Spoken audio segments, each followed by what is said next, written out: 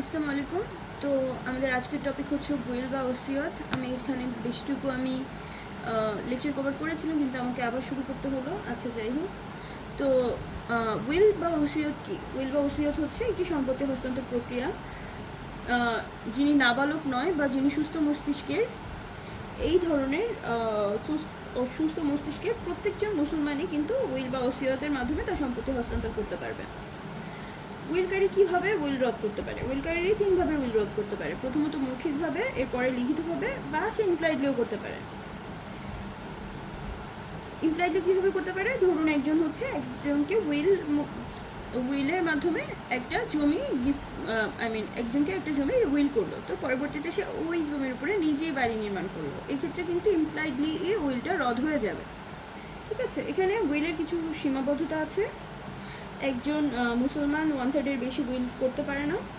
এরপরে উত্তরাধিকার বরাবর উইল করা যায় না, কিন্তু অন্যান্য উত্তরাধিকার যদি সম্মতি দেয় সেই ক্ষেত্রে করা যাবে। ধরুন একজন মুসলমানের এক পুত্র, পিতা এবং এক দাদা রেখে মারা গেলেন। এখানে দাদা তার উত্তরাধিকারী নয়। ঠিক আছে, দাদা কিন্তু তার উত্তরাধিকারী নয়, তাই পুত্র ও পিতার সম্মতি কিন্তু লাগবে না এক্ষেত্রে উইল করার জন্য, কারণ সে উইল করলে সেটা বৈধ হবে, যেহেতু দাদা তার উত্তরাধিকারী নয়। জন্মগ্রহণ করেনি বা অজ্ঞাত ব্যক্তি বরাবর উইল বৈধ হবে যদি উইল করার 6 মাসের মধ্যে যদি বাচ্চা জন্মগ্রহণ করে। তাহলে এটা কি বলছে যে জন্মগ্রহণ করেনি যিনি জন্মগ্রহণ করেনি বা অজ্ঞাত ব্যক্তি যিনি, তার বরাবর উইল বৈধ হবে কখন? যদি উইল করার 6 মাসে, উইল করার কত মাসের মধ্যে তাকে জন্মাতে হবে? উইল করার 6 মাসের মধ্যে তাকে জন্মগ্রহণ করতে হবে। তাহলে যদি প্রশ্ন করা হয় যে উইল কি জন্মগ্রহণ করেনি বা অজ্ঞাত ব্যক্তি যিনি, তার পক্ষে কি উইল করা যাবে? উত্তর হবে হ্যাঁ, তার পক্ষে উইল করা যাবে, যদি শর্ত থাকে যে যদি সে 6 মাসের মধ্যে জন্মগ্রহণ করে। একাধিক গ্রহীতার বরাবরে একটি উইল করা যাবে। তাহলে এই প্রশ্ন যদি এরকম হয় যে একাধিক গ্রহীতা একাধিক যদি হয়, তখন কি হবে? একাধিক গ্রহীতার ক্ষেত্রেও কিন্তু উইল করা যাবে। ঠিক আছে, যদি বিভিন্ন উইল গ্রহীতার বরাবরে ক্রমিক উইল করা হয় এবং পূর্ববর্তী উইল ব্যর্থ হয়, তবে পরবর্তী উইলও ব্যর্থ হবে। কি বললো তাহলে? যে ধরুন যে ক্রমিক উইল করা হয়েছে, যে মানে একাধিক গ্রহীতা যাদের মধ্যে ক্রমিক উইল, যে এরপরে এরপরে এরপরে এভাবে যদি এরকম হয় যে পূর্ববর্তী উইল, মানে এই উইলটা যদি ব্যর্থ হয়, তাহলে কিন্তু পরবর্তী উইলগুলোও ব্যর্থ হবে। কিন্তু এক্ষেত্রে একটা শর্ত আছে, এক্ষেত্রে একটি প্রভিশন আছে, যে পূর্ববর্তী এই উইলগুলা তখনই সার্থক হবে যদি সেটা পূর্ববর্তী এবং পরবর্তী উইল গ্রহীতা উভয়ের জন্যই কল্যাণকর হয়। কি হয়? কল্যাণকর, মানে এই 3 জনের জন্যই কল্যাণকর, সেই ক্ষেত্রে এটা আপনার বৈধ হবে। ঠিক আছে, কিন্তু যদি উইলের উদ্দেশ্য পরবর্তী উইল গ্রহীতার উপকারে হয়, পূর্ববর্তী উইল গ্রহীতা কেবলমাত্র সম্পত্তিতে সীমিত স্বার্থ গ্রহণ করে। বুঝে গিয়েছে? এখানে বলছে যে ধরুন এনার জন্য সীমিত স্বার্থ, হ্যাঁ, সীমিত স্বার্থ আর বেসিক্যালি এই দুজনের জন্যই উইল করা। সেই ক্ষেত্রে কি হবে? পূর্ববর্তী উইল গ্রহীতা, সেই ক্ষেত্রে পূর্ববর্তী ব্যক্তি যদি ব্যর্থ হয়, ইনি যদি ধরো ব্যর্থ হয়ে গেছে, তখনও কিন্তু পরেরটা ভ্যালিড থাকবে। ঠিক আছে, একটু বোঝার একটা জিনিস। আমি আরেকবার একটু রিভাইজ দিই যে যে ধরো ক্রমিক ক্রমান্বয়ে যদি কারোর উপরে কয়েকজনের নামে উইল করা হয়, সেই ক্ষেত্রে প্রথম পূর্ববর্তী যিনি, তারটা যদি অকার্যকর হয়, পরবর্তী যারা তাদেরটা অকার্যকর হবে। কিন্তু যদি এটা 3 জনের জন্যই কল্যাণকর হয়, মানে পরবর্তীগুলোর উইল কার্যকর হওয়া 3 জনের জন্য কল্যাণকর হয়, সেক্ষেত্রে কিন্তু আবার সেটা বৈধ হবে। উইলটা কী হবে? বৈধ হবে। এখন যদি আরেকটা কথা, যে যদি এরকম হয় যে এই যে প্রথমজন, এনার জন্য সীমিত স্বার্থ দেওয়া হয়েছে, বেসিক্যালি উইলের যেই বেনিফিট সেটা পাবে পরের দুজন, সেই ক্ষেত্রে ইনি যদি ব্যর্থ হয়ও, তাহলেও কিন্তু পরবর্তী জনগুলো ব্যর্থ হবে না। ঠিক আছে, উইল লিখিতভাবে করার প্রয়োজন নাই। উইল মানে অনেকে প্রশ্ন থাকতে পারে যে উইল লিখিতভাবেই করতে হবে, এরকম না। মুসলিম আইনে কোনো উইল বা ওসিয়ত বৈধ করার জন্য লিখিতভাবে তা প্রস্তুত করার প্রয়োজনীয়তা নেই। এবং যতক্ষণ পর্যন্ত উইল বৈধ প্রদানকারী উইল করার ইচ্ছা সুস্পষ্টভাবে উপলব্ধি করা যাবে ততক্ষণ পর্যন্ত কোনো বিশেষ আকৃতি এমনকি কোনো মৌখিক ঘোষণার প্রয়োজন নেই। ঠিক আছে, উইল বা ওসিয়ত মৌখিক বা লিখিতভাবে কার্য করা যায়। বেসিক্যালি যদি প্রশ্ন করা হয় তাহলে যে মুসলিম আইনে কি এই যে উইল এটা আসলে কি লিখিতভাবে ছাড়া অন্যভাবে ওরালি কি করা যায়? অবশ্যই ওরালি করা যায়, লিখিতভাবে করার কোনো প্রয়োজন নেই। বড় এটার যে সুস্পষ্টভাবে মৌখিক যে ঘোষণাটা দিতে হবে সেইটারও কিন্তু প্রয়োজনীয়তা নয়, যতক্ষণ পর্যন্ত না যেই প্রদানকারী যিনি উইল দিচ্ছেন তার ইচ্ছা সুস্পষ্টভাবে উপলব্ধি করা যায়। উইল বা ওসিয়ত কীভাবে করা যায়? উইল বা ওসিয়ত করা যায় দুইভাবে, লিখিতভাবে বা মৌখিকভাবে। মানে এখানে কিন্তু এই যে দেখো মৌখিক কিন্তু মৌখিকভাবে করা যাবে, কিন্তু মৌখিক ঘোষণা দেওয়ার প্রয়োজনীয়তা নাই। ঠিক আছে, মানে লিখিতভাবে করা যাবে, মৌখিকভাবেও করা যাবে, কোনো সমস্যা নেই।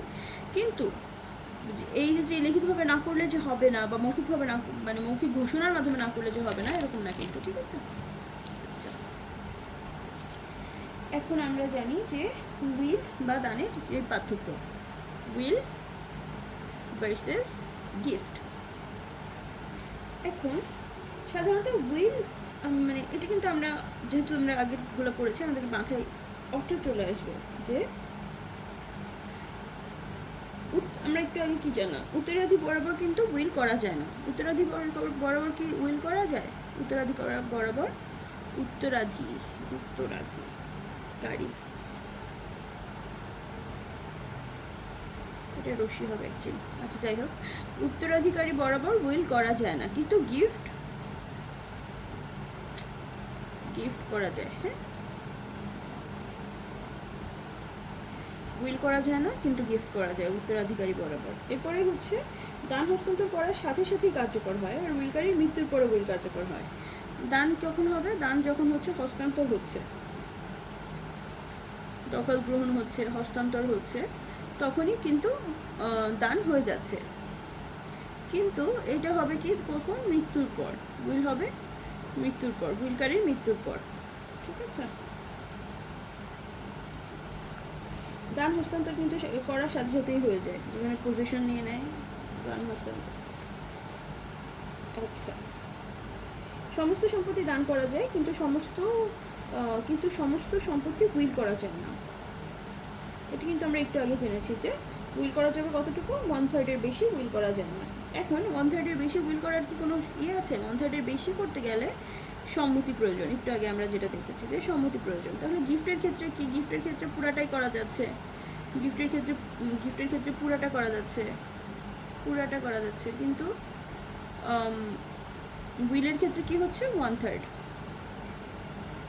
ঠিক আছে, উত্তরাধিকারের সম্মতি। একজন মুসলমান উইল দ্বারা সম্পত্তি হস্তান্তর ক্ষমতা দুইভাবে সীমিত। প্রথমত, উইলের মাধ্যমে সম্পত্তি কাকে দান করেছে। দ্বিতীয়ত, উইল দ্বারা কি পরিমাণে হস্তান্তর করা যায়, অথবা এক ব্যক্তি উইল তার উত্তরাধিকার মেনে নিতে শুধুমাত্র তখনই বাধ্য যদি উইল 1/3 অধিক হস্তান্তর করা না হয়। আচ্ছা, এই যে আমরা একটু আগে এটাও কিন্তু আমরা জেনেছি যে একজন মুসলমান উইল দ্বারা কতটুকু সম্পত্তি হস্তান্তর করতে পারে? 1/3। এখানে কি দুইভাবে সীমিত কথা বলছে, যে প্রথমত উইলের মাধ্যমে সম্পত্তি কাকে দান করা হয়েছে। এই যে আমরা একটু আগে জানলাম যে উইলের মাধ্যমে কিন্তু সম্পত্তি উত্তরাধিকারীদের দান করা যাবে না। দ্বিতীয়ত, উইল দ্বারা কী পরিমাণে হস্তান্তর করা যায়, অর্থাৎ কোনো ব্যক্তি তার উত্তরাধিকার মেনে নিতে শুধুমাত্র তখনই বাধ্য হয় যখন উইল 1/3 অধিক হস্তান্তর করা না হয়। কিন্তু যদি উত্তরাধিকারীগণ সম্মতি প্রদান করে সেক্ষেত্রে কিন্তু 1/3 বেশি উইল করা বৈধ হবে।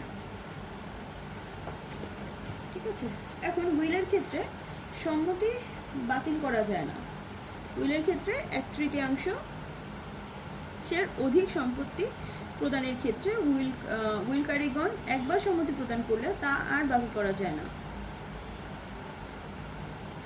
এই যে আমরা একটু আগে জানলাম কি, যে হচ্ছে যখন সম্পত্তি 1/3 বেশি উইল করা হচ্ছে তখন কার সম্মতি লাগতেছে? উত্তরাধিকারীগণের সম্মতি লাগতেছে। কিন্তু যখন উত্তরাধিকারীগণ উত্তরাধিকারীগণ যখন একবার সম্মতি দিয়ে দিচ্ছে তখন কিন্তু পরবর্তীতে আর সে সম্মতি থেকে সম্মতিটা বাতিল করা যাবে না। সম্মতি প্রদান করলে তা কিন্তু আর বাতিল করা যাবে না। হুইল এটা তখন আর বাতিল অযোগ্য। ঠিক আছে, আচ্ছা এরপরে আসো হুইলের ভবিষ্যৎ দান। ভুলবো না, ধর্মীয় উদ্দেশ্যে হুইল কি? ধর্মীয় উদ্দেশ্যে হুইল হলেও সেক্ষেত্রেও কিন্তু 1/3 পর্যাপ্ত পর্যন্তই কার্যকর। এখন যদি বলে যে ধর্মীয় উদ্দেশ্যে হুইল কি বেশি করা যায়, না, ধর্মীয় উদ্দেশ্যে হুইলও 1/3 পর্যন্তই কার্যকর। ধর্মীয় উদ্দেশ্যে হুইল 1/3 পর্যন্তই কার্যকর।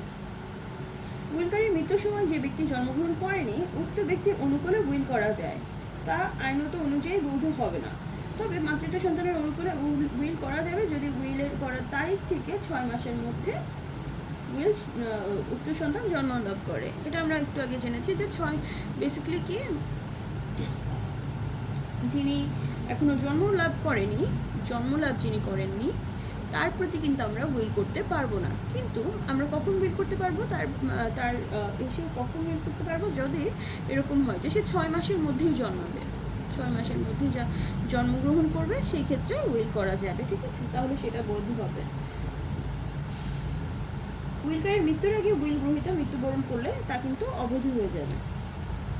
যে যাকে উইল করতেছি সেই যদি মারা যায় তাহলে আলটিমেটলি কি, আলটিমেটলি তো উইলটা অবৈধ হয়ে যাবে, তাই না? তার উত্তরাধিকারী যে পাবে, তার উত্তরাধিকারীকে তো সে উইল করে নাই, তাহলে সে কেন পাবে? তাহলে যদি হচ্ছে উইল গ্রহীতা যদি আগে মারা যায়, গ্রহীতা আগে মারা গেলে কি হবে, মারা গেলে সেটা অবৈধ হয়ে যাবে।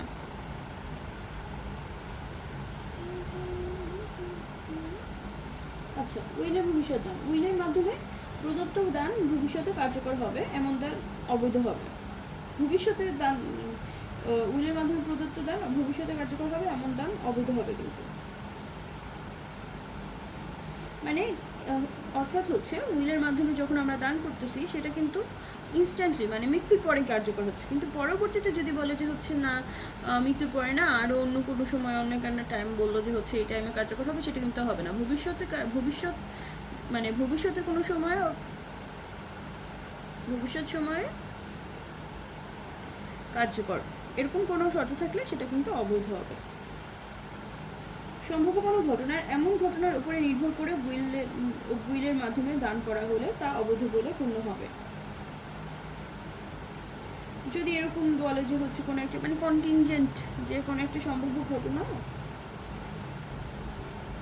যদি এই ঘটনা হয় তারপরে উইল দিব, সেটা কিন্তু অবৈধ হয়ে যাবে। এরপরে হচ্ছে একই দলিলের মাধ্যমে বিকল্প উইল আইনগত বৈধ হিসেবে বিভিন্ন আদালত মতামত প্রদান করেছেন। একই দলিলের মাধ্যমে কি তাহলে বিকল্প উইল আইনত বৈধ? অবশ্যই একই দলিলের মাধ্যমে বিকল্প উইল আইনত বৈধ। ঠিক আছে, এটা কি বোঝাচ্ছে বেসিক্যালি, যে একটা দলিলের মধ্যে ধরো যে হচ্ছে বিকল্প উইল করা আছে একই দলিলের মধ্যে, সেক্ষেত্রে ওই বিকল্প উইলও বৈধ হবে।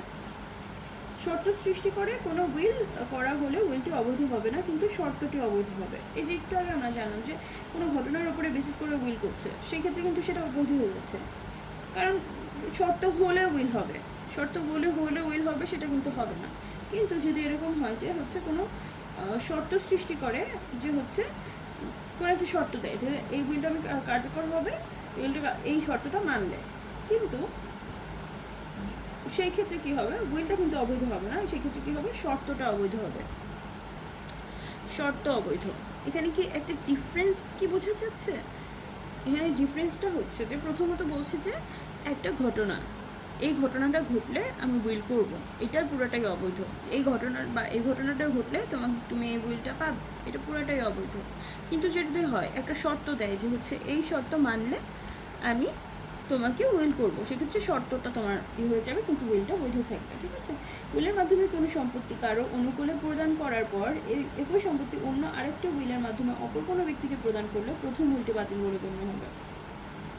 বুঝে গিয়েছে এটা, যে উইলের মাধ্যমে কোনো সম্পত্তি কারো অনুকূলে প্রদান করলো এবং একই সম্পত্তি অন্য আরও একটি উইলের মাধ্যমে অন্য একজন ব্যক্তিকে প্রদান করলো, সেক্ষেত্রে কোনটা বাতিল বলে গণ্য হবে?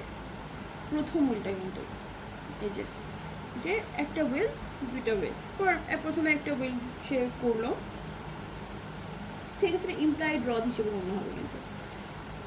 একজনের পক্ষে সে উইল করলো, এরপরে হচ্ছে অন্য একজন ব্যক্তিকে আরেকটা উইল করে সেটা সে প্রদান করলো, সেক্ষেত্রে প্রথম উইল বাতিল বলে গণ্য হবে। পরেরটা কিন্তু থাকবে, এটা কিন্তু ইম্পর্টেন্ট। হ্যাঁ, আমি তো ভুল করি। অস্তিত্ববিহীন সম্পত্তি, উইল করার সময় সম্পত্তির অস্তিত্ব বাধ্যতামূলক নয়। উইলকারীর মৃত্যুর সময় উক্ত সম্পত্তির অস্তিত্ব থাকতে হবে। গিফটের ক্ষেত্রে আমরা কি জানি যে হচ্ছে আমি যে জিনিসটা গিফট করছি সেটা কিন্তু অস্তিত্ব থাকতে হবে, কিন্তু উইলের ক্ষেত্রে কিন্তু আবার এটা না। উইলের ক্ষেত্রে হচ্ছে সম্পত্তির অস্তিত্ব বাধ্যতামূলক না। কি? সম্পত্তির অস্তিত্ব বাধ্যতামূলক না, অস্তিত্ব বাধ্যতামূলক না। কিন্তু যখন মানে সে মৃত্যু বরণ করছে, মানে যখন থেকে হচ্ছে উইল কার্যকর হওয়ার কথা তখনই যদি থাকে সেই ক্ষেত্রে বৈধ হবে, কিন্তু যদি তখনও না থাকে তাহলে কিন্তু উইল অবৈধ হয়ে যাবে। ঠিক আছে? আচ্ছা, একটা কোশ্চেন দিয়ে এটা শেষ করি। এক খণ্ড জমি খকে উইল করলো, পরবর্তীতে ক উক্ত জমিতে বাড়ি নির্মাণ করলো। উইলটি কি হবে?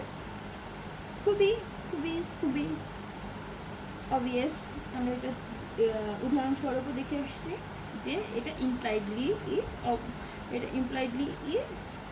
রদ হয়ে যাবে। রদ বলতে কি বোঝাচ্ছে? প্রত্যাহিত।